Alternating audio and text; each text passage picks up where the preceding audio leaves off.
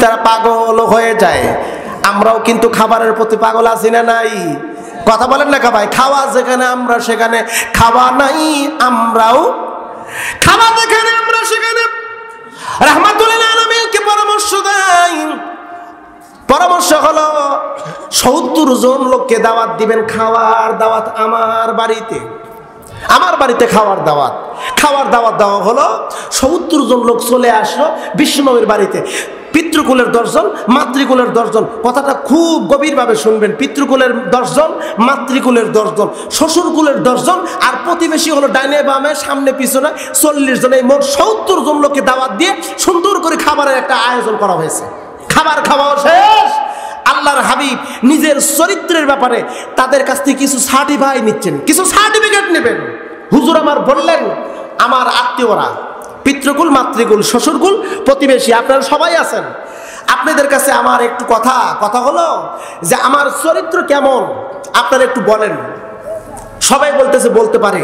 হুজুর বলেন, সবার কাছ থেকে একবারে শুনবো না, একে একে শুনবো, একে একে শুনবো। আগে পিতৃকুলের আত্মীয়রা বলেন। পিতৃকুলের আত্মীয়রা 10 জন আছে। আপনারা বলেন আমার চরিত্র কেমন। আবু জাহেল, আবু লাহাব থেকে শুরু করে বেশ কয়েকজন নেতৃবৃন্দ ছিল যারা মক্কার লিডার, এই সমাজের নেতৃত্ব যারা দিত। এদের মধ্যে আবু লাহাব উঠে দাঁড়ালো, দাঁড়া বললো, মোহাম্মদ বিন আব্দুল্লাহ, তুমি আমার আপন ভাতিজা, আমার ছোট ভাই আব্দুল্লাহর সন্তান তুমি। তোমার চরিত্রের ব্যাপারে কি বলবো? তোমার চরিত্র এতটাই ভালো, তুমি মিথ্যা কথা বলো নাই, আমানতের খেয়ানত করো নাই, ওয়াদা দিয়ে ওয়াদা ভঙ্গ করো নাই, কাউকে তুমি নির্যাতন করো নাই, তুমি এতটাই ভালো, আরবের সমস্ত মানুষ তোমাকে আমরা লকব দিয়েছি, তুমি হলো আল আমিন, তুমি খুব ভালো মানুষ। হুজুর বলেন, চাচা বসে পারেন। মাতৃকুলের দিকে তাকালেন, মাতৃকুলের আত্মীয়রা একই কথা বললেন। মাতৃকুলের আত্মীয়দেরকে বলেন আপনারা বসে পড়েন। প্রতিবেশীদের দিকে তাকাবেন, ও প্রতিবেশীরা আপনারা বলুন আমার চরিত্র কেমন। প্রতিবেশীরা বলতেছে, আপনার মতন প্রতিবেশী আকাশের নিচে জমিনের উপর আর একটাও নাই। আপনি এত ভালো প্রতিবেশী, আপনি যদি কোনো কিছু খান আমাদের না দিয়ে খান না। আপনি যখন বাজারে যান তখন আমাদের বাড়ির পাশ দিয়ে যান আর বলেন, ও প্রতিবেশীরা তোমাদের কার কোন জিনিসটা লাগবে আমাকে বলো, আমি তোমাদের জন্য সেই জিনিসটা এনে দেবো। চিল্লা বলবেন একটু সুবহানাল্লাহ। আর আমরা তো প্রতিবেশীকে উপকার করি না। প্রতিবেশী বাজারে গেছে, আমিও বাজারে আছি, বাড়িতে আসবো, প্রতিবেশী বলতেছে, ভাইজান এই ব্যাগটা একটু নিয়ে যান, আমার বাড়িতে একটু পৌঁছে দেন। আমরা নসরবান্দা নিতে চাই না, এমন দৃষ্টান্ত আছে না নাই? কথা বলেন, আছে না নাই? একজন মানুষ কতটুকু ভালো এটা যদি সার্টিফাই করতে চান তাহলে পিতৃকুল, মাতৃকুল, শ্বশুরকুল আর প্রতিবেশী, এই 4 গ্রুপ যদি সার্টিফিকেট করে এই লোকটা ভালো, আল্লাহর কসম করে বলি এই লোকটাকে আমার আল্লাহ বলবে ভালো। কথা বলেন। প্রতিবেশীরা বলতেছে, আপনার মতন প্রতিবেশী আর কেউ কোনোদিন পাবে না, আমরা খুবই ধন্য। হুজুর বলেন, তোমরা বসে পড়ো। শ্বশুরকুলের দিকে তাকায় রাসূল বলেন, আপনারা বলেন আমার চরিত্র কেমন। একটু মারহাবা বলবেন না? আর একবার জবান খুলে বলেন একটু মারহাবা। সিরাতে মুস্তাফা ইদ্রিস কান্দলবী রহমাতুল্লাহ আলাইহি তার সিরাত গ্রন্থের মধ্যে লিখেছে, হুজুর আমার যখন বললেন আমার শ্বশুরকুলের আত্মীয়রা আপনারা বলুন তো আমার চরিত্র কেমন। এমত অবস্থায় শ্বশুরকুলের আত্মীয়দের মধ্যে একজন উঠে দাঁড়াইলো, কথা বলবে। ওই মুহূর্তে ওই মজলিসের মধ্যে উপস্থিত ছিল বিশ্বনবীজির স্ত্রী খাদিজাতুল কুবরা রাদিয়াল্লাহু তাআলা আনহা। খাদিজাতুল কুবরা রাদিয়াল্লাহু তাআলা আনহা বললেন, ও আরবের লোকেরা, আমার আত্মীয়রা, আমি আমার স্বামী সম্পর্কে কিছু কথা বলতে চাই, কারণ আমি আমার স্বামী সম্পর্কে যা জানি তোমরা কেউ তা জানো না। আপনারা বলুন তো, স্বামী সম্পর্কে স্ত্রী যত ভালো জানে আর কেউ কি তা জানে? বুঝে শুনে উত্তর দেন। জানে? আমি কত ভালো কত মন্দ আমার বউ ভালোই জানে। আমি আল্লাহর ওলি না শয়তানের গলিব, এটার সমাধান একমাত্র বউ দিতে পারে। কথা বলেন না কা ভাই? আপনি কত ভালো কত মন্দ পরীক্ষা যদি করে চান, আজকে রাত্রিতেই যাবেন, মাহফিল শেষ করে বউকে যা বলবেন, ও বউ, গোলজার হোসেন মাহমুদের ওয়াজ শুনে আমি আল্লাহর ওলি হয়ে গেছি। জিজ্ঞেস করবেন। আমি আল্লাহর ওলি হয়ে গেছি, তাই আজকে আমার টার্গেট হলো অলি যেহেতু হয়েছি মুরিদ করব, তা আমি তোমাকে প্রথম তোমাকে মুরিদ করতে চাই, তোমার মতামত একটু বলো। আমার তো মনে হয় কি বলবে, তবে এরকম ভাষা আসার কথা যে তুমি কত বড় আল্লাহর ওলি, আমার চাইতে আর কেউ ভালো জানে না। কথা বলেন এ মুসলমান ভাইরা রে, বিশ্বনবীর স্ত্রী দ্বারা বলেন আরবের লোকেরা, আমি আমার স্বামী সম্পর্কে যা জানি তোমরা কেউ তা জানো না। আমার স্বামী কত ভালো আর কত মন্দ, আমার কাছ থেকে কিছু তথ্য শোনো। অমুসলিম বন্ধুগণ, আরবের লোকেরা খাদিজাতুল কুবরা রাদিয়াল্লাহু তাআলা আনহাকে খুব সম্মান করত, খুব ইজ্জত করত, কারণ খাদিজার চরিত্র ছিল একদম ফুলের মতন পবিত্র। তার চরিত্র নামে আরবের লোকেরা, সেই সময়কার মানুষ, বর্বর নিষ্ঠুর মানুষগুলো, জাহিলিয়াতের যুগের মানুষগুলো খাদিজার চরিত্রের ব্যাপারে সার্টিফিকেট দিয়েছে। খাদিজা তো তাহিরা, পুত পবিত্র স্ত্রী, পুত পবিত্র একটা মহিলা, তার নাম হলো খাদিজা। খাদিজাকে সবাই সম্মান করত। সবাই বলল, খাদিজা তুমি বলো, আমরা শুনতে চাই। বলে কি শুনবা? তাহলে শুনে রাখো, আমার স্বামী আমার বাড়িতে যেদিন আসে, ওই দিন আমার স্বামীর বয়স ছিল 20 বছর পার হয়ে গেছে। একটু মারহাবা বলবেন না? আর একবার বলুন না একটু মারহাবা। 20 বছর পার হয়ে গেছে, আমার বাড়িতে যেদিন রাখাল হয়ে আসে, আমি আমার স্বামী সম্পর্কে যতটুকু জানি রে, আমার স্বামী এতটাই ভালো মানুষ ছিল, আমার বাড়ির যেদিন রাখাল হলো, কিতাবের মধ্যে আসছে ভাইদান, হুজুর যেদিন রাখালের পদে চাকরি নিলেন, মাঝখানে অনেক কথা বলতে গেলে অনেক সময় লাগবে। আমি মূল কথাগুলো আপনাদের মাঝে আলোকপাত করার চেষ্টা করতেছি। মন খারাপ করতেছেন মনে হয়? রাগ করতেছেন নাকি? হাত উঁচু করে দেখেন কারা কারা রাগ করতেছেন। রাগ করতেছেন না তো? মুসলমান বন্ধুগণ, একটু ভালো করে মনোযোগ দিয়ে কথাগুলো শুনবেন। কিতাবের মধ্যে আসছে ভাইজান, আল্লাহর নবী ছাগলের রাখাল হলেন, রাখালের পদে চাকরি নিলেন। একটা তথ্য হলো, পৃথিবীতে যত নবী রাসূল আল্লাহ পাক প্রেরণ করেছেন, সবগুলো নবী রাসূলকে দিয়া ছাগলের রাখালগিরি করাইছেন। এত ধীরে বললেন, কষ্ট হচ্ছে নাকি? মনে করছেন এটা মনে অপমানজনক একটা চাকরি? না, অপমানজনক চাকরি না, বরং পৃথিবীতে সবচাইতে বক্র প্রাণী, বাঁকা প্রাণী, তার নাম হলো ছাগল। জোর এবং তার নাম কি? আরো জোর হলো না? ছাগল বক্র প্রাণী। পরীক্ষা যদি করতে চান, আমি যেটা জানি, ছাগলের গলায় দড়ি লাগাইলে যদি আপনি সামনের দিকে টানেন, ও সামনের 2 পা এমন হার্ড ব্রেক করে ও সামনের দিকে যাবে না, ওর টার্গেট হলো পিছনের দিকে। কথা বলেন না কেন? ছাগল সবচাইতে বক্র প্রাণীকে দিয়ে আল্লাহ পাক ট্রেনিং করাচ্ছেন, কারণ ছাগলের চাইতো বক্র প্রাণী আরেকটা আছে, তার নাম হলো মানুষ। তার নাম কি? জোরে কর না, তার নাম কি? তার নাম হলো মানুষ। একজন আমাকে জিজ্ঞেস করতে, হুজুর মানে কিরকম বাঁকা? মানে মাঝে মধ্যে আমাকে প্রশ্ন করে, হুজুর ওযু ভঙ্গের 7টা কারণ বুঝলাম, পেশাব এবং পায়খানা রাস্তা দিয়ে কোনো কিছু বের হলে ওযু ভঙ্গ হয়ে যায়, এটা তো সবাই জানি। এই ওযু ভঙ্গের কিন্তু 7টা কারণ। 7 কারণে ওযু ভাঙ্গে। কয় কারণে ওযু ভাঙ্গে? তার মধ্যে একটা হলো পেশাব এবং পায়খানা রাস্তা দিয়ে কোনো কিছু বের হলে ওযু নষ্ট হয়ে যায়। তা আমাকে বলতেছে, হুজুর ওযু আমার নষ্ট হয়ে গেছে, বায়ু বের হয়ে গেছে, ওযু নষ্ট হয়ে গেছে। অপরাধ করলে একজন আর ধুইতে হয় আর একজনকে, এটা আবার কেমন কথা, কেমন নিয়ম? কথা কি বুঝছেন নি? মানে অপরাধ করলে একজন, আর ধুইলাম 2 হাত, মুখমণ্ডল 2 পা, মাথা মস্ত করলাম, আর আমার পবিত্র হয়ে গেল। আসলে তো ধোয়ার দরকার তো ওই জায়গায়। কত বাঁকা না ভাই, এ কিন্তু চরম বাঁকা। মানুষের ভিতর বক্রতা, এতটাই বক্রতা, রাহমাতুল আলামিনকে আল্লাহ পাক এই বক্রতা যেন কন্ট্রোল করতে পারে, কন্ট্রোল করার জন্য ছাগলের রাখালগিরি করাইছেন প্রত্যেকটা নবীকে দিয়া। চিল্লা করে আল্লাহু আকবার। হুজুর আমার ছাগলের রাখাল হইলেন, হাতে দিল লাঠি আর দেওয়া হলো চাবি। সিরাতে মুস্তাফা এই সিরাত গ্রন্থের মধ্যে উল্লেখ্য, রাহমাতুল আলামিন ছাগলের রাখাল যখন এমন হইলেন ছাগলের ঘরের কাছে গেলেন, দরজা খুললেন, ছাগলগুলো বের হইল। হুজুরের ডিউটি হলো ছাগলগুলো মাটি নিয়ে যাবেন, খাওয়াবেন, বিকেলবেলা আসবে, দুধ দহন করবে।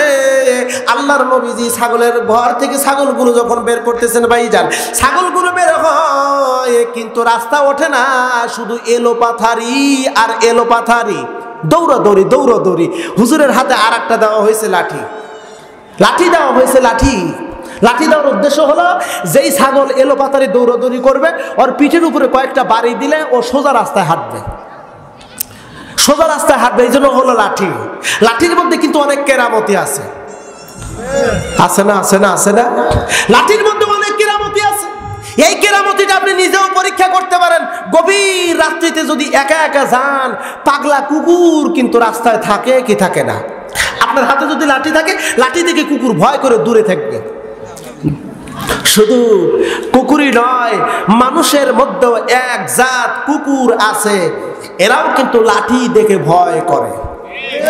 কথা বলেন, কথা বলেন।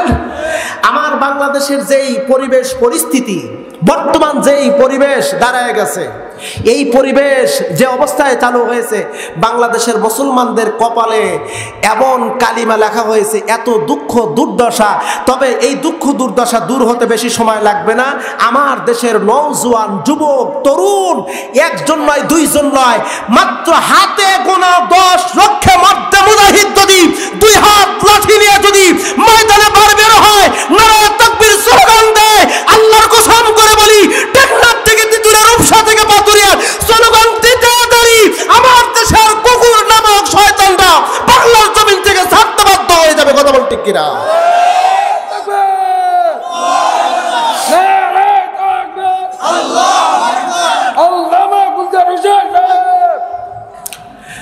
লাঠির কেরামতি আছে, লাঠি নিয়ে আমরা বের হতে পারি না। আমাদের ভিতরে এখন দুর্বলতা আছে, চরম দুর্বলতা। আমরা ভয়ে কাপুরুষ হয়ে গেছি। কিন্তু একটা জিনিস চিন্তা ভাবনা করে দেখেন, আজকে গোটা পৃথিবীতে মানুষ হলো 900 কোটি প্লাস। গুগলে সার্চ দেন পৃথিবীতে মানুষ কত, এখানে সুন্দর করে লেখা দিবে 900 কোটি প্লাস। এই পৃথিবীতে মানুষ 900 কোটি, পৃথিবীতে মানুষ, এর মধ্যে 250 কোটি প্লাস হলো মুসলমান। 250 কোটি প্লাস হলো মুসলমান আমরা। তদানীন্তনকালে হাতে গোনা কিছু মুসলমান ছিল, তাদের দেখে গোটা পৃথিবী ভয়ে থরথর করে কাঁপত। গোটা পৃথিবী তাদের হাতের মুষ্ঠের মধ্যে ছিল। কোন কাফের বেঈমান মুসলমানদের দিকে তাকে আঙ্গুল তুলে কথা বলতে পারেনি। অথচ 250 কোটির মুসলমানের পৃথিবীতে মুসলমান নির্যাতিত, মুসলমান মার খায়, মুসলমান জেলের ভিতর থাকে, এর একটা মাত্র কারণ হলো মুসলমান আজ কাপুরুষ হয়ে গেছে। তাই যদি না হবে, আমার দেশের সিঁদুর কালি টানা দীর্ঘদিন মুসলমানদের জুলুম করতেছে। অসংখ্য ওলামায়ে কেরামদের জেলখানার মধ্যে আবদ্ধ করে রাখছে, অসংখ্য ওলামায়ে কেরামদেরকে ফাঁসির কাস্টে ঝুলিয়ে মারছে, অসংখ্য মাজলুম ব্যক্তিরা বাড়ি ছাড়া, ঘর ছাড়া।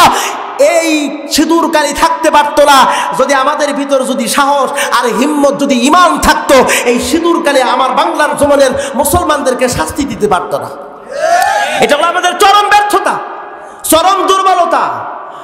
আপনি জবাব দিতে পারবেন না, জবাব দিতে পারবেন না রবের কাছে, রাহমাতুল আলামিনের কাছে। দেওয়া হলো লাঠি, উদ্দেশ্য হলো ছাগলগুলোকে মারবে।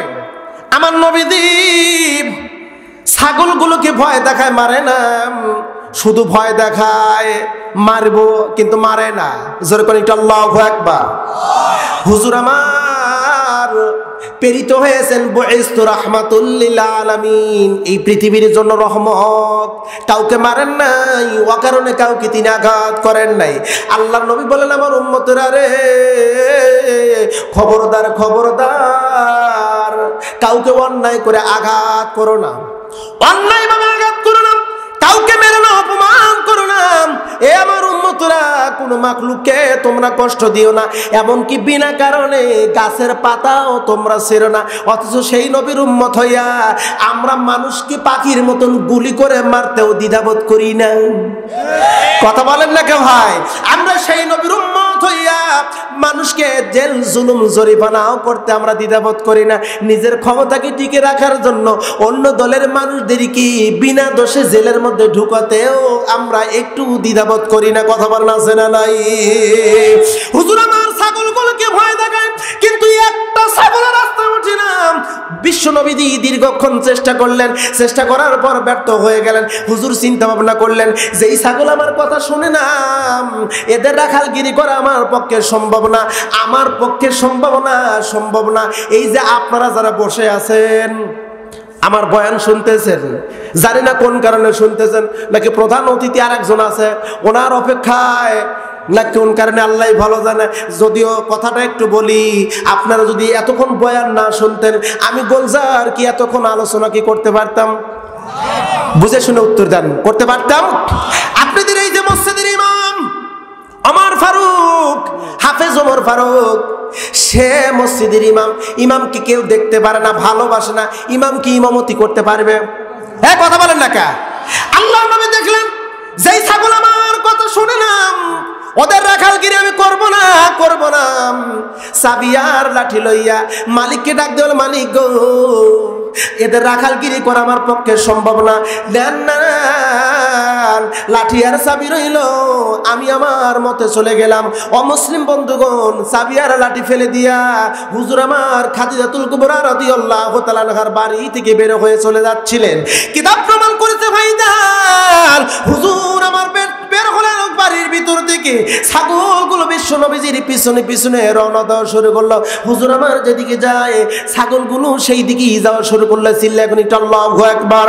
মাঝখানে একটা তথ্য বলিনি ভাইজান, এই তথ্যটা খুব গভীর একটা তথ্য, খুব মনোযোগ দিয়ে কথাটা শুনবেন। আল্লাহর নবী বলেন, পৃথিবীতে যত নবী রাসূল এসেছে, সবগুলো নবী রাসূলকে আল্লাহ রূহ জগতে নবুয়ত দান করেছেন। সবগুলো নবী রূহ জগতে নবুয়ত প্রাপ্ত হয়েছে। নবুয়তির পরিচয় কাউকে দেওয়া হয়েছে মায়ের পেট থেকে পড়া মাত্রই, ঈসা রূহুল্লাহ। কাউকে 12 বছর বয়সে সুলাইমান আলাইহিস সালাম, কাউকে 17 বছর বয়সে হযরত দাউদ আলাইহিস সালাম, কাউকে 26 বছর বয়সে হযরত মূসা কালিমুল্লাহ, কাউকে 32 বছর বয়সে হারুন আলাইহিস সালাম। ও মুসলমান ভাইরা রে, আমার নবী মায়ের পেট থেকে পড়েই নবী। তবে নবুয়তির পরিচয়, বিশ্ব নবীর নবুয়তির পরিচয় হয় 40 বছর 6 মাস 24 দিন, কিন্তু তখনও তিনি নবী। হুজুর আমার বের হয়ে চলে যায়। আল্লাহর নবী লক্ষ্য করে দেখে ছাগলগুলো পিছনে পিছনে রওনা দেয়। আল্লাহর নবী আবেগ প্রবল হয়ে ডাক দিয়ে বলে, ছাগল, একটু আগে তোমাদের রাখালগিরি করার জন্য খুব চেষ্টা করতেছিলাম, কিন্তু তোমরা আমার কথা শুনলে না, আর তোমরা রাস্তায় ঠিক মতো ওঠো না। এখন আমার পিছনে পিছনে আসো, যাও, তোমাদের রাখালগিরি আমি করব না, চলে যাও। এমন কথা নবী আমার বলতেছিল। হঠাৎ করে কে যেন ডাক দিয়ে বলে, ওগো আখিরি জামানার নবী, আপনি নবী, ছাগলগুলোকে আপনি কি চিনতে পারেন নাই? ওই ছাগল আপনাকে চিনেছে। আপনি আগে আগে যাইবেন, আর ছাগলগুলো পিছনে পিছনে যাবে, আপনার সঙ্গে বেয়াদবি করবে না, তাই ওরা সামনে যায় নাই, আপনি সামনে যাবেন, ওরা পিছনে আপনাকে অনুসরণ করবে। আল্লাহর নবীদি কি এমন করে দ্রব্যবাণী যখন দেওয়া হলো, হুজুর আমার চাকরিতে বহাল থাকলেন। চিল্লা এখন আল্লাহু আকবার। আর একবার জবান খুলে বলে আল্লাহু আকবার। রাহমাতুল্লিল আলামিন নবী, রাহমাতুল্লিল আলামিন নবী, কোরআনে প্রমাণ, আশিকি বিনে কে বুঝিবে আমার দয়াল নবীর শান। বলা যাবে নাকি? বলা যাবে। আশিকি বিনে কে বুঝিবে আমার দয়াল নবীর, আশিকি বিনে কে বুঝিবে আমার দয়াল নবীর। রাহমাতুল্লিল আলামিন নবী, রাহমাতুল্লিল আলামিন নবী, কোরআনে প্রমাণ, আশিকি বিনে কে বুঝিবে আমার দয়াল নবীর, আশিকি বিনে কে বুঝিবে আমার দয়াল নবীর। নবী আমার রহমতের ফুল, আমার আল্লাহ ভালোবেসে নাম রাখলেন মুহাম্মদ রাসূল। বলুন না একটু মারহাবা। আর একবার বলুন মারহাবা। নবী আমার রহমতের ফুল, আমার আল্লাহ ভালোবেসে নাম রাখলেন মুহাম্মদ রাসূল ওই নবীজির মহব্বতে ওই নবীজির মহব্বতে পাঠাইও দরুদ আশিক বিনে কে বুঝিবে আমার দয়াল নবীর শান বলেন না একটু মারহাবা আর একবার জবান খুলে বলুন একটু মারহাবা ও বাবাজিরা খুব মনোযোগ দিয়ে শুনবেন রে ভাই আল্লাহর নবী দি ছাগলের চাকরিতে বহাল থাকলেন লম্বা চওড়া কথা লম্বা করলে সময় পাবো না ভাইজান বিশ্ব নবী দি চাকরি করেন একদিন দুই দিন তিন দিন করতে করতে অনেকগুলো দিন অতিবাহিত হয়ে গেল বিশ্ব নবীজির স্ত্রী তখন ওখান নেই খাদিজাতুল কুবরা রাদিয়াল্লাহু তাআলা আনহার বিশাল একটা বাড়ি ছিল দোতলা মতন্তরে তিন তলা বাড়ি দোতলার উপরে উঠেছেন পরন্ত বিকাল বেলা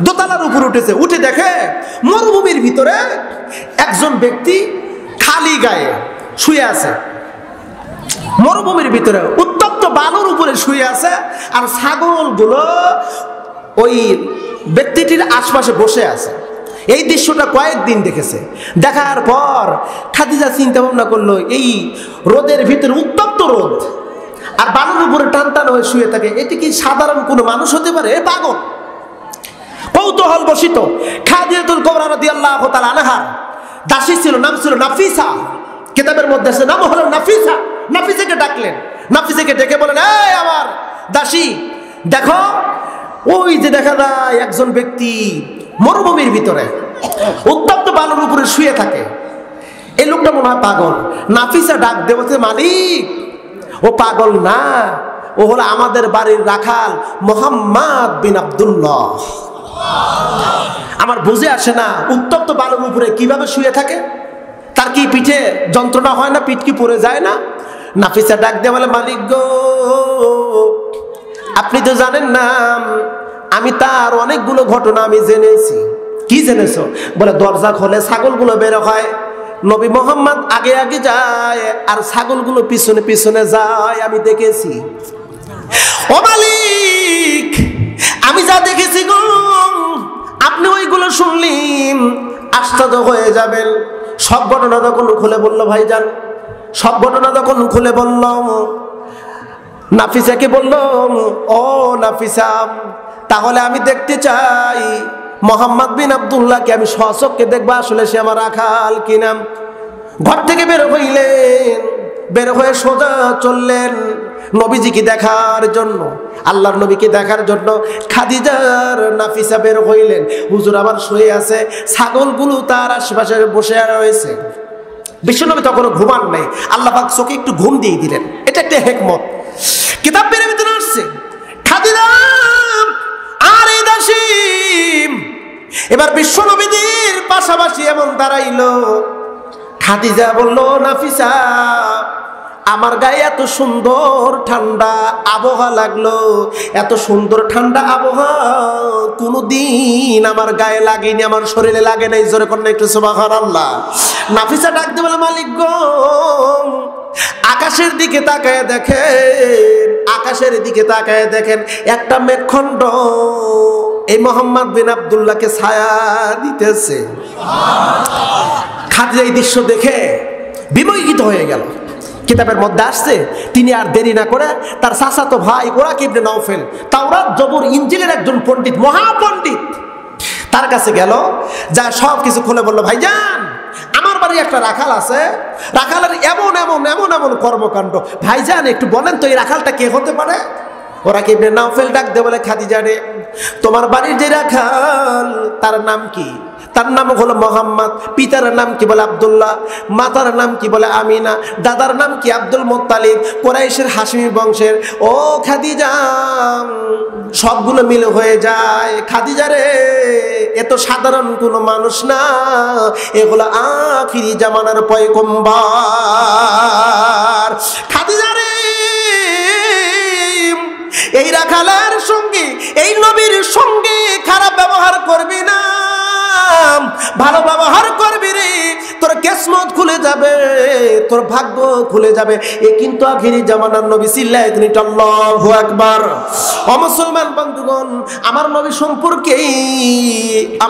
সম্পর্কে অনেকগুলো ভবিষ্যৎবাণী তাওরাতের মধ্যে উল্লেখ করা হয়েছে। অনেক কথা বলতে গেলে সময় পাবো না। খাদিজা এই কথাগুলো শোনার পর তার অন্তরের মধ্যে একটা নেক মকসুদ তৈরি হলো।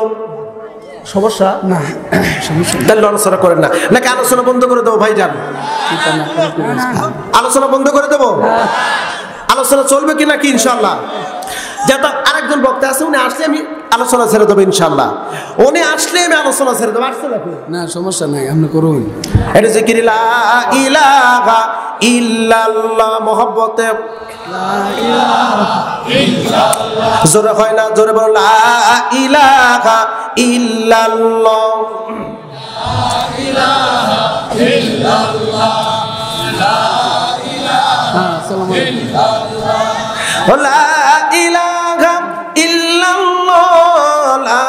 ইলাহা